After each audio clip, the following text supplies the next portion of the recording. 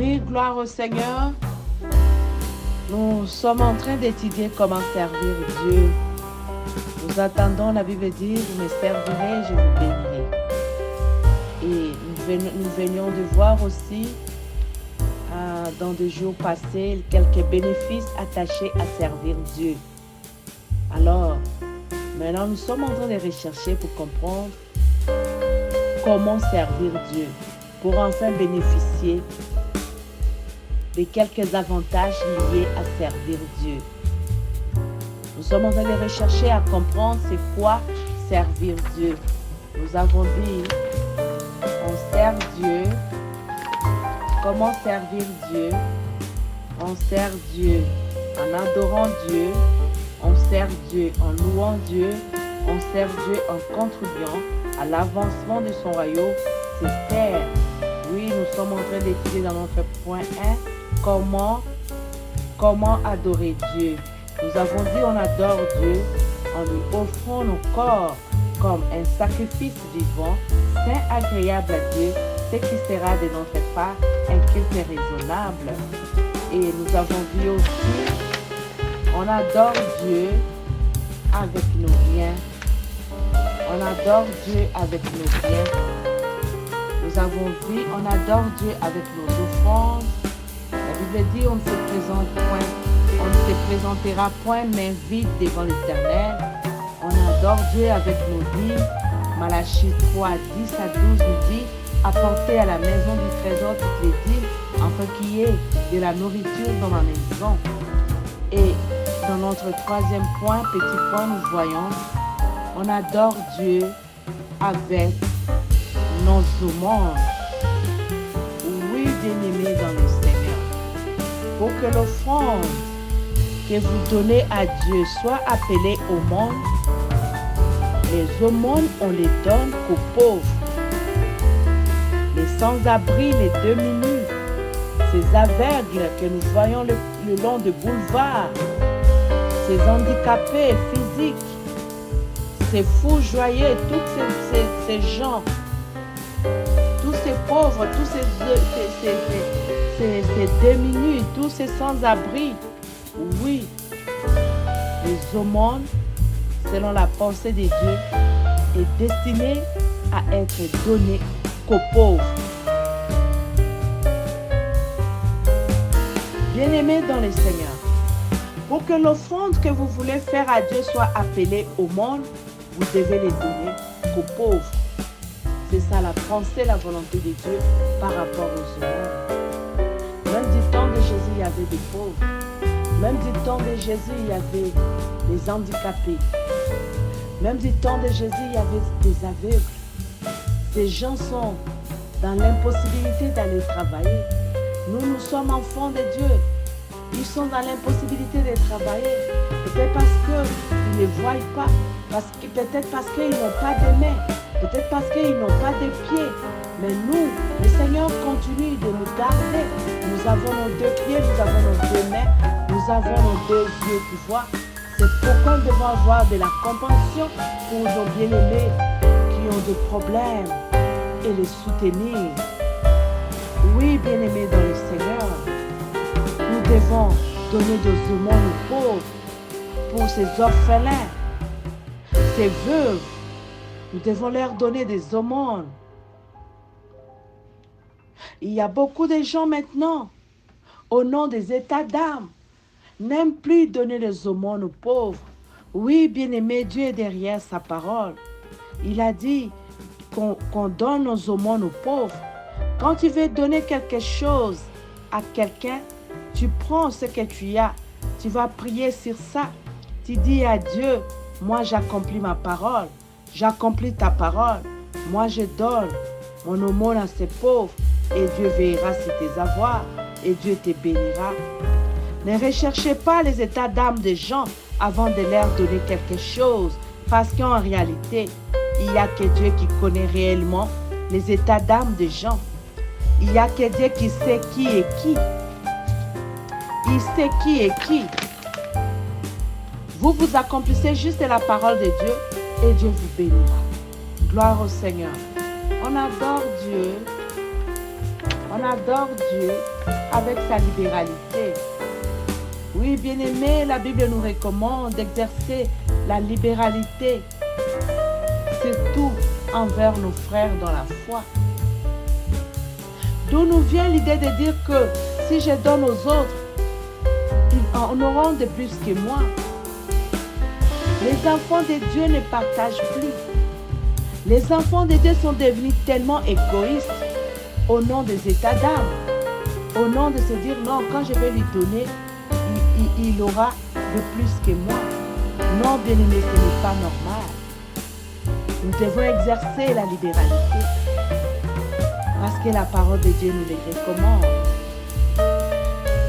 Les enfants de Dieu partagent maintenant difficilement. Les enfants de Dieu se font des cadeaux difficilement. Bien-aimés, qu'il me soit permis de vous dire que Dieu ne donne de la sémence qu'aux semeurs. Dieu ne donne de la sémence qu'aux semeurs. Gloire au Seigneur. Et Dieu n'arrose que ce qui arrose. Si toi tu ne donnes pas, il sera difficile que Dieu te donne aussi de la sémence.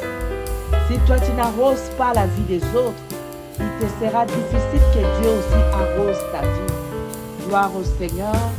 On sert Dieu, on adore Dieu avec ses offrandes, on adore Dieu avec sa dîme, on adore Dieu avec son aumône, on adore Dieu avec sa libéralité, on adore Dieu avec son action de grâce. Oui, une action de grâce quand il s'agit de rendre grâce à Dieu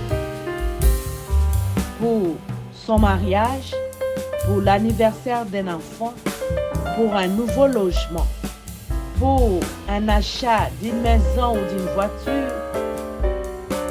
S'il faut rendre des actions de grâce à Dieu pour les diplômes de ses enfants ou la bénédiction d'un nouveau-né ou d'une guérison, d'une maladie quelconque, vous devez offrir à Dieu une offrande d'action de grâce.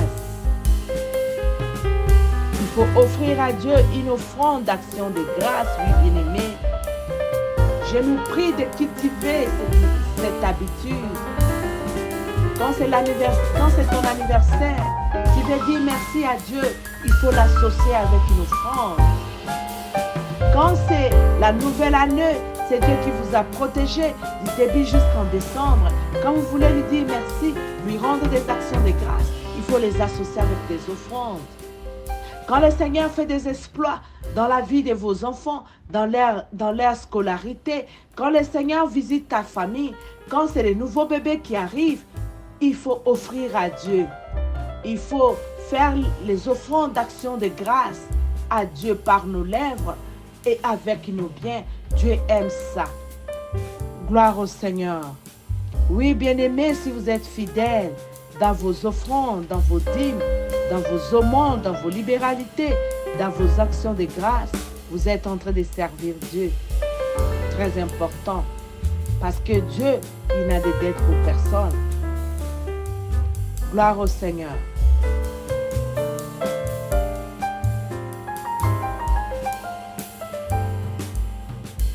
Oui, nous continuons. Comment servir Dieu? On sert Dieu en adorant Dieu. Et comment adorer Dieu dans notre troisième point? On adore Dieu avec le fruit de nos lèvres qui confessent Dieu par nos louanges, nos cantiques et nos chants. Gloire au Seigneur. Oui, bien-aimés dans le Seigneur, nous sommes en train de voir comment servir Dieu. Et dans notre premier point, nous avons dit on sert Dieu en louant Dieu. Et on sert Dieu en adorant Dieu. Et comment adorer Dieu? On adore Dieu en lui offrant nos corps comme sacrifice agréable de bonne odeur.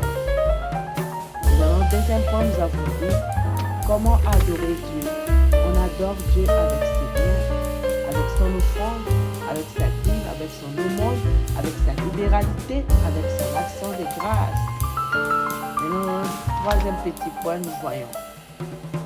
On sert Dieu. On adore Dieu avec les fruits de nos lèvres, qui confessent par nos louanges, nos cantiques, nos chants. Bien-aimé dans le Seigneur, si tu veux adorer Dieu, il faut adorer Dieu avec les fruits de tes lèvres, qui confessent Dieu par nos louanges, nos cantiques et nos chants. Éphésiens 5, 19, la Bible déclare: entretenez-vous par des psaumes, par des hymnes et par des cantiques spirituels, chantant et célébrant de tout votre cœur les louanges du Seigneur. C'est pourquoi David, qui était un roi, quand il s'agissait de louer Dieu, il pouvait danser, sauter, crébiter, sans tenir compte de son titre de roi. Quand vous faites ça, vous êtes en train de servir Dieu. Oui, bien-aimés dans le Seigneur, nous allons aller petit à petit avec ce grand thème qui est comment servir Dieu. La Bible déclare: tous nous formons un royaume de sacrificateurs. Tous nous formons un royaume de sacrificateurs.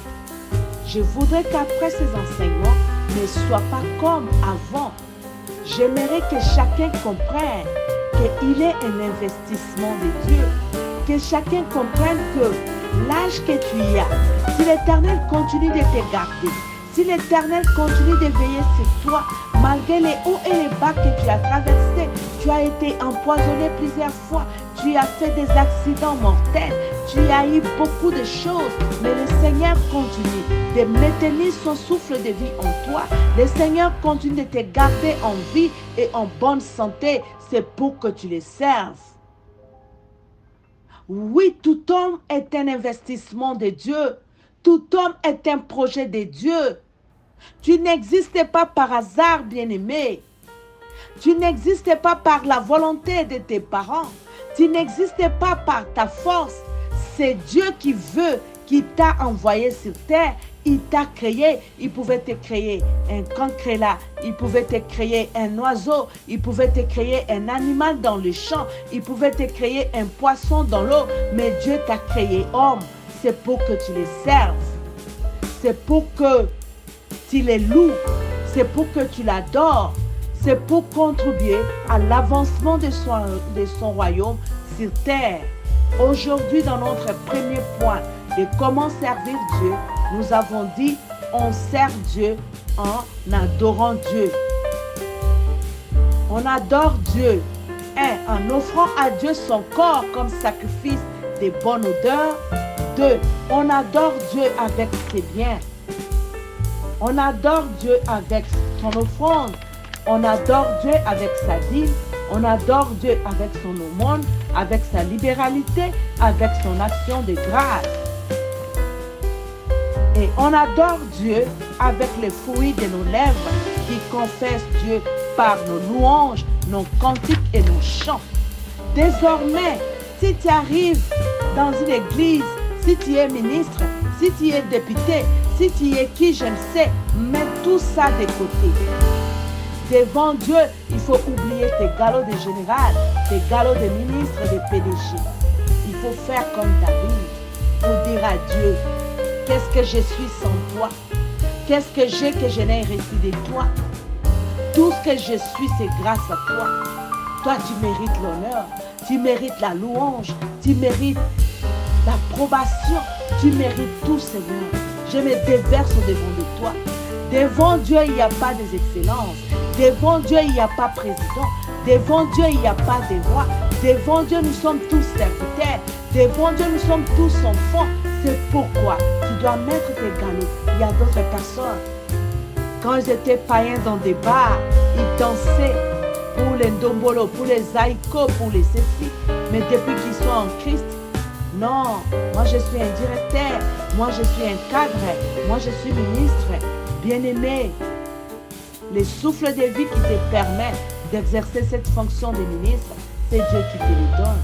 Il suffit de te retirer ce souffle. On t'appellera pauvre, on t'appellera cadavre. C'est pourquoi nous devons comprendre en ces jours, dans notre premier point, que tous nous formons un royaume de sacrificateurs. Que tous nous sommes un investissement de Dieu. que tous nous sommes un projet de Dieu, que si nous existons, c'est pour servir Dieu. Vraiment que l'Éternel dans son messager vous bénisse et qui vous ajoute à quiconque nous lira ou nous attendra, que l'Éternel vous ajoute la connaissance de sa parole, que la sourdité tombe de vos oreilles, que l'aveuglement tombe de vos yeux, que le renouvellement de l'intelligence vous soit accordé au travers la parole que nous vous prêchons. Nous vous aimons et bénissons dans le nom de Jésus. Amen. Soyez bénis.